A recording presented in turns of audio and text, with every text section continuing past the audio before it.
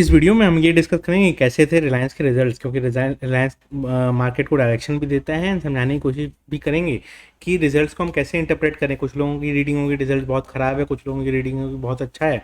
तो मैं अपना पर्सपेक्टिव भी आपको समझाने की कोशिश करूँगा। प्लस स्टॉक्स ने एक बहुत अच्छा रनअप दिया है before the result, and result के एक दिन पहले उसमें प्रॉफिट बुकिंग हुई है रिजल्ट पब्लिश होने के पहले।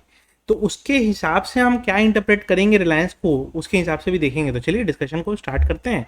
पहले मैं डायरेक्ट जो रिजल्ट पब्लिश हुआ है वही ले चलता हूँ आपको। सो ये रहा जो उन्होंने बीएससी फाइलिंग किया है वो।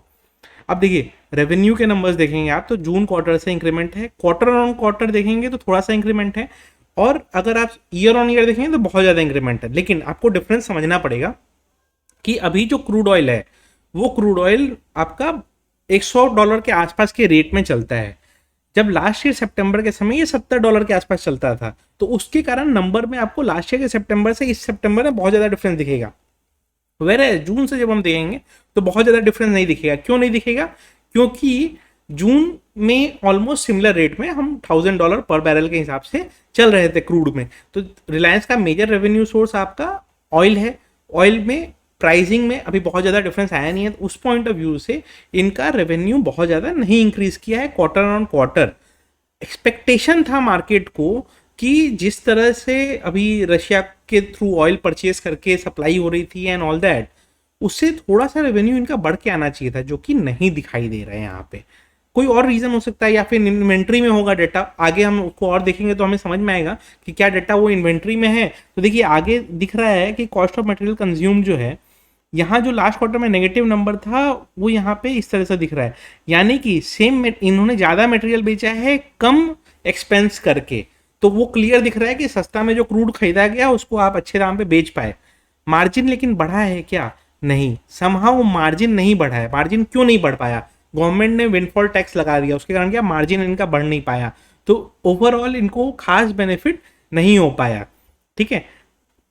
प्रॉफिटेबिलिटी में देखिए, प्रॉफिट बिफोर एक्सेप्शनल आइटम अगर हम लेंगे तो इनका प्रॉफिट लास्ट क्वार्टर से कम होके आया है, and year on year basis पे तो प्रॉफिट में कोई ग्रोथ आया ही नहीं।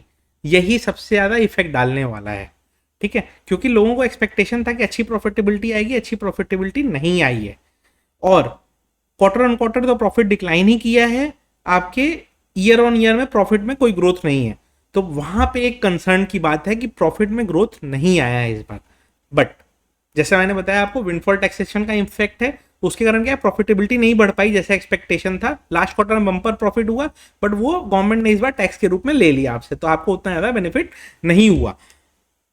कंसर्न क्या है, बाकी सेगमेंट्स हम देख लेते हैं, क्योंकि जियो एंड रिटेल अच्छा कर रहा है कि सिर्फ ऑयल का प्ले है वो देखना पड़ेगा।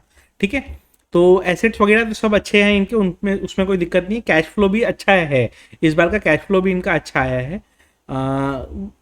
देखिए इसके ना ग्रुप में डेट का भी धीरे धीरे ये रिड्यूस करते जा रहे हैं, तो वो भी एक अच्छा सिग्नल है। और जैसा था रिलायंस का विजन कि हम नेट डेट पॉजिटिव रहेंगे, यानी कि हमारे कंपनी पे डेट रहेगा बैलेंस शीट में, बट उसका compensatory cash and cash equivalent भी रहेगा, तो जिसको स्ट्रेटेजिक डेट बोलते हैं, जो कि एक्चुअली में डेट नहीं होता है। तो इनका प्लान जो था वो अभी सक्सेसफुल है, ये अभी बहुत ज़्यादा डेट में नहीं बैठे हैं।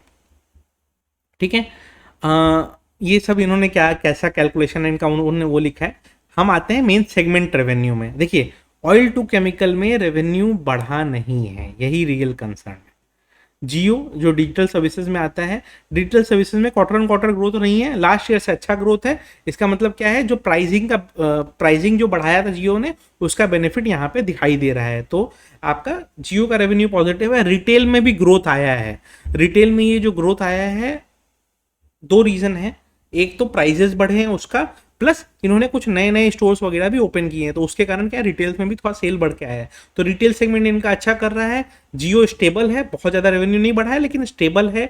तो स्टेबिलिटी अगर है तो कोई दिक्कत की बात नहीं है। वो मतलब कि एक सेगमेंट अपना अच्छा काम कर रहा है, मतलब एटलीस्ट कंज्यूमर का रेवेन्यू तो कम नहीं हो रहा है ना, क्योंकि अब इंडिया की पॉपुलेशन दिन पर दिन इतना ज़्यादा तो नहीं बढ़ रही है ना। तो उसके कारण क्या है, जो जियो का नंबर्स है वो स्टेबल दिख रहा है। तो स्टेबल अगर दिखता है तो अब क्या है, जो टावर्स लगे हुए हैं, नए टावर्स का खर्चा कम है, नए टावर्स में खर्चा कम है, तो प्रॉफिटेबिलिटी बढ़ के आएगी, जो कि यहाँ पे नीचे प्रॉफिटेबिलिटी में दिखाई दे रहा है। तो जियो बिजनेस प्रॉफिटेबल टर्न कर रहा है। मेन डेंट इनको लगा है ऑयल टू केमिकल में जो कि 20,000 करोड़ का प्रॉफिट था लास्ट क्वार्टर, जो कि इस बार हो गया ऑलमोस्ट 12,000 करोड़ का ही प्रॉफिट। तो वहां पे एक दिक्कत है यहाँ पे, ठीक है। बाकी रिटेल अच्छा कर रहा है, रिटेल में प्रॉफिटेबिलिटी बढ़ के आई है।